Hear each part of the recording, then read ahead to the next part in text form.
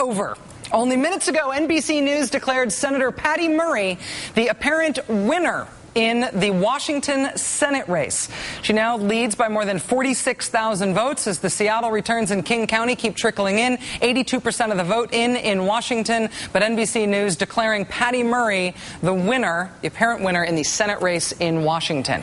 The governor's race in Connecticut is now more confusing than it was yesterday, if that's even possible. The Associated Press has withdrawn its call for the Democrat in the Connecticut governor's race, Dan Malloy.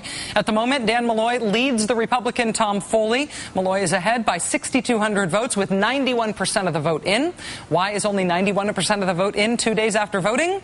Because election officials in the great city of Bridgeport, Connecticut, home of the Bridgeport Bluefish minor league baseball team, Bridgeport has not submitted its vote totals yet after ballot shortages and other problems on voting day. Bridgeport usually trends hugely Democratic in its voting patterns. The Connecticut Secretary of State says the governor's race in that state will not be decided until those results are in. The governor's race in Minnesota is likely to drag on even longer than the Connecticut one. The Democrat there, Mark Dayton, in the lead by fewer than 9,000 votes in a three-way race. Should that race not be called by January, retiring Republican Governor Tim Pawlenty says he would not only be happy to stay in that seat, he would also be presiding over a state house that just went Republican in both chambers. So Mr. Pawlenty would be presiding there indefinitely while the governor's race thing got worked out. He'd be there signing legislation and stuff, unless he had the decency not to. Two other governor's races have actually been called today. Finally, in Illinois, NBC News naming Democrat Pat Quinn the apparent winner. He has a 19,000 vote lead with 97% of the vote reported. Before that call was made, Republican Bill Brady said this afternoon that he is not ready to concede. In other news in that race, the Green Party candidate Rich Whitney got almost 100,000 votes. Now, Rich Whitney is famous in this election cycle nationwide because election officials in Illinois misspelled his name on the ballot as not Rich Whitney, but rather Rich Whitey. Rich Whitey. Ultimately, the typo was fixed, but not before the whole idea of Rich Whitey was burned onto all of our minds forever.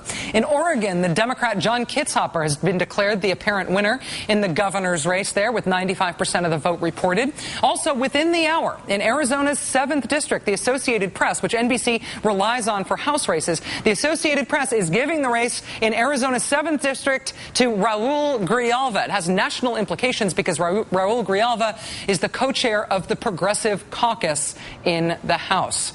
No such luck from the AP next door in Arizona 8th. Democratic incumbent Gabrielle Giffords in Arizona's 8th district has a 2,000 vote lead with all the returns in there, but that race has not been called.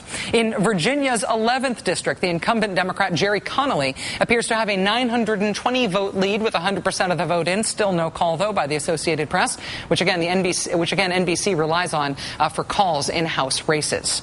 That means the abundance of caution watch will continue here for yet another day, at least, which is kind of awesome because the only thing more satisfying than election day is election week. We will be right back.